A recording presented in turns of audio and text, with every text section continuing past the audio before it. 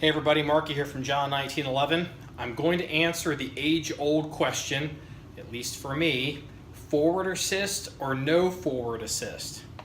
Now, I know that this gets into all kind of, arguments with training and malfunction drills and all kinds of stuff, but if you're watching this video and you're a civilian, I would venture to guess you would probably benefit from a forward assist. The most recent example of this occurred with a buddy of mine who was hunting last year with his Scar 17 for pig in Texas. Actually, as I'm recording this, as this video is airing, he is hunting pig in Texas again right now. And he had a shot on a pig last year, his Scar 17. Again, civilian, but he works with a lot of, I would call civilian plus. I'm not gonna get into too much, but I mean, he knows what he's doing. Hunting situation early in the, I guess it was, evening, whatever, he's going out to his blind or whatever he's going. You want to get into a quiet because you're not out there stomp, stomp, stomp, making all kinds of noise. And you crawl up in your, in your stand or do whatever and chunk, chunk and make all this noise.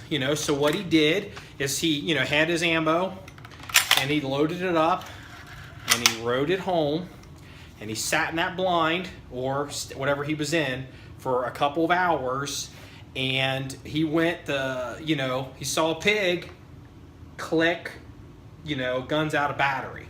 So, I've shot enough guns, either they get dirty, they get extremely cold, or maybe in a hunting situation. And if, how is hunting really that much different than tactical military operator? There's a lot of crossover.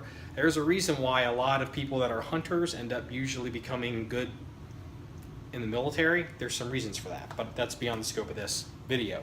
So, you could come up with all kinds of reasons on maybe you're not a hunter. Maybe you're a SWAT guy. Maybe you're on stakeout. Maybe you're, you're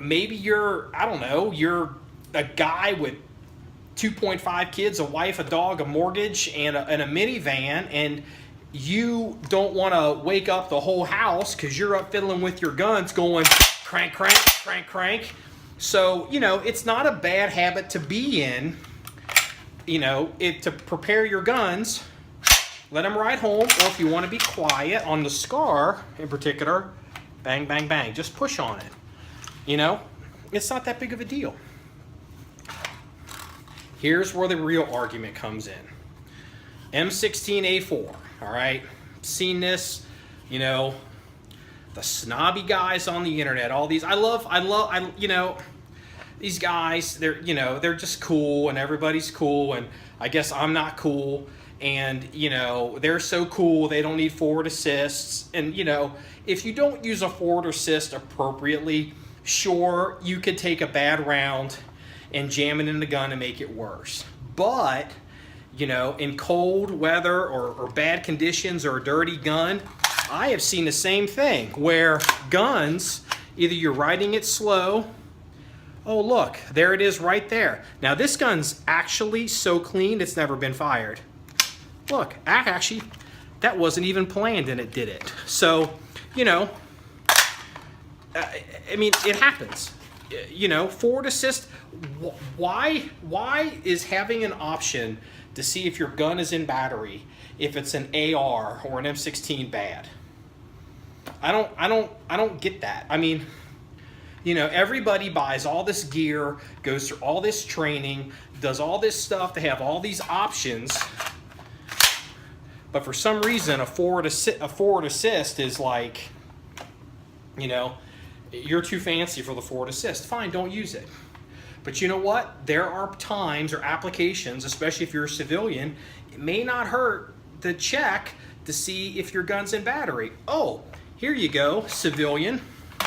May not be aware of this. As a matter of fact, I can demo it with I can demo it with the Scar. I can demo it with an M16 M4. Especially you guys that are buying those aftermarket, you know, big charging handles, you know, ambidextrous charging handles for your M16s or your ARs. You've got your favorite tack gear on, your vest, your all this crap, your whatever, and you've got your tactical sling, and guess what? The AK charging handles on the outside for most right-handed shooters. On the Scar, or you got those big charging handles on the ARs right here. It happens all the time. These things are riding up against people's clothing or their gear, and it's out of battery.